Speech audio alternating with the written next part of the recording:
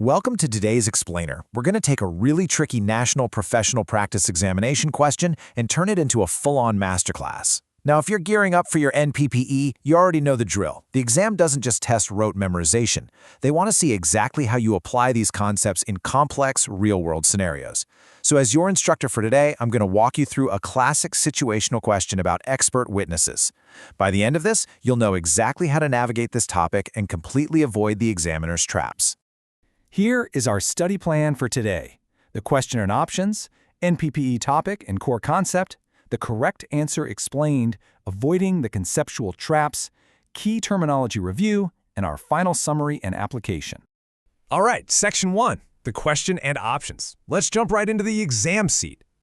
Imagine this scenario. A consultant is brought in to act as an expert witness in a legal proceeding.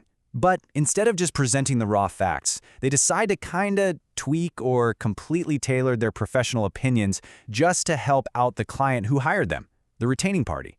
So what is the actual direct consequence of showing this kind of partiality? The exam gives you 4 choices here. Is it A, a breach of contract, B, automatic professional discipline, C, a loss of evidentiary weight due to a breach of the duty of independence, or D, criminal liability? Take a quick second. Which one are you locking in? Moving to Section 2, the NPPE topic and core concept.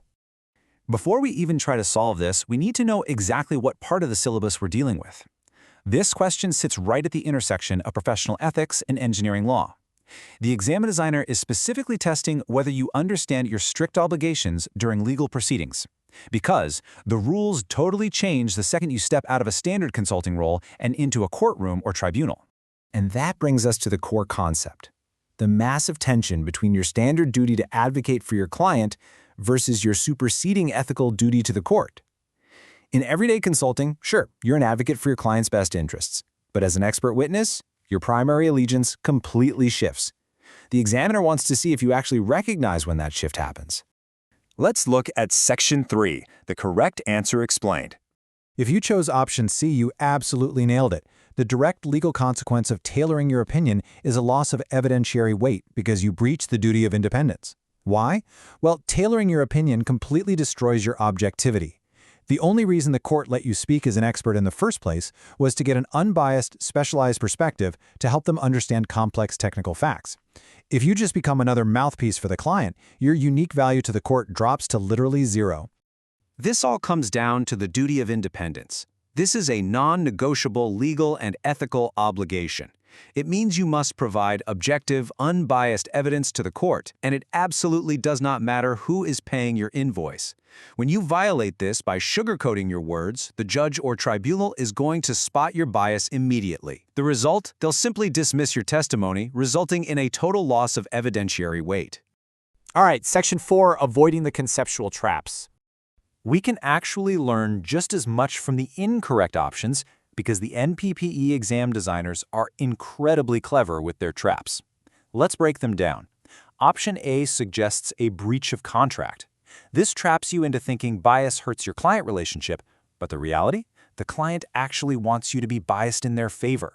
You aren't breaching a contract with them, you're breaching your duty to the court. Then there's option B, automatic professional discipline. Huge trap. Yes, you could face discipline later for unethical behavior, but it is never quote-unquote automatic. It requires a formal complaint and a full disciplinary hearing.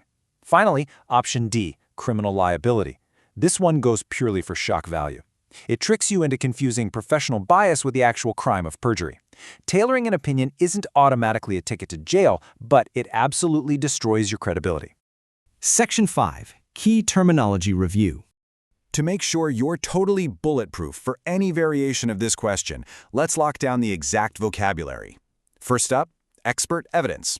Remember, regular witnesses can only state facts, what they literally saw or heard. Expert evidence is entirely different.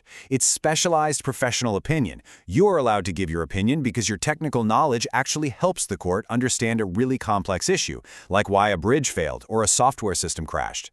Next is tailoring opinions, which is a severe form of partiality.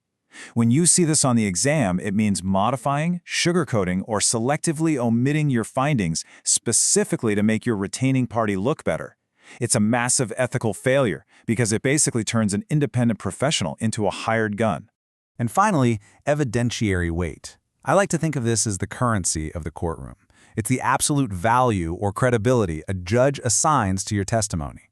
Unbiased, high evidentiary weight. But the second you show partiality, your evidence loses its value and the judge assigns it 0 weight. You might as well not even be on the stand. Okay, Section 6, Final Summary and Application. Let's build your mental checklist for test day. Number 1, recognize that these questions are specifically testing professional independence. Number 2, the minute you take the stand, your duty to the client vanishes. Your primary duty is to the court. Number 3, partiality completely destroys your objectivity. Number 4, the immediate courtroom consequence of that is the loss of evidentiary weight. And finally, never fall for those distractor options that use extreme words like automatic discipline or jump straight to criminal charges. I want to leave you with this provocative thought to keep in mind during your prep and honestly throughout your entire career.